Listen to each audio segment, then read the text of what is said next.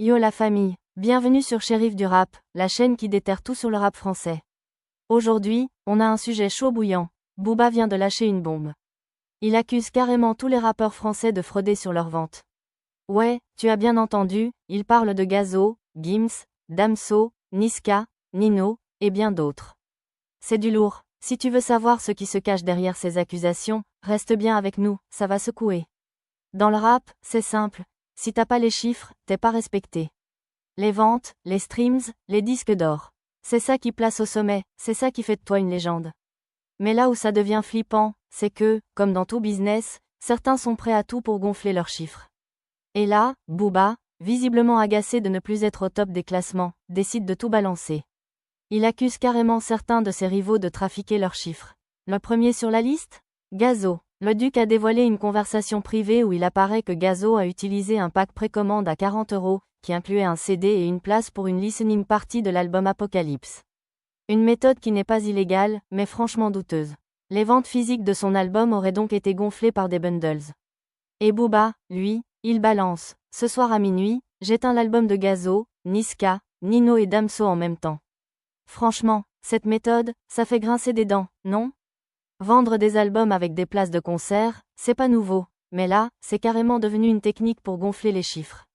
Booba n'hésite pas à exposer tout ça au grand jour, histoire de remettre un peu d'ordre dans ce game où tout le monde veut briller, peu importe comment.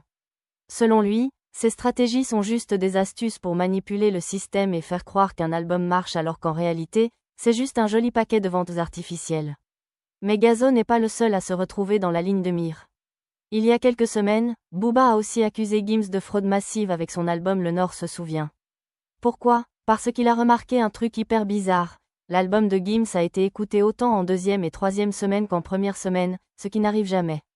Normalement, les ventes baissent après la première semaine, mais là, c'est l'inverse. Et en prime, Gims aurait vendu plus en 11e semaine qu'en 4e semaine. Un vrai coup de gueule de Booba sur Twitter. Mais alors, c'est quoi ces arnaques de streaming dont Booba parle ?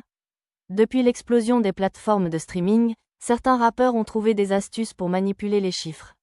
Par exemple, en utilisant des fermes à stream, ces réseaux où des milliers de comptes écoutent en boucle les albums pour augmenter artificiellement les streams.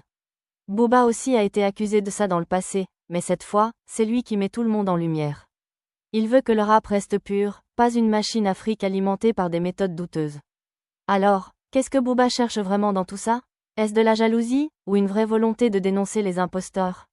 Avec Apocalypse qui cartonne, Booba a tout intérêt à montrer que les chiffres des autres ne sont pas toujours ce qu'ils semblent être. Lui, il veut que le rap reste un art brut, authentique. Et vous, vous en pensez quoi ? Ces méthodes de fraude, est-ce juste des stratégies pour réussir, ou c'est carrément du vol pur et simple ? Booba a lancé une vraie tempête, et croyez-moi, ça ne fait que commencer. Préparez-vous à d'autres révélations. Et surtout, n'oubliez pas de vous abonner à la chaîne pour rien manquer de cette guerre secrète qui se joue dans le rap.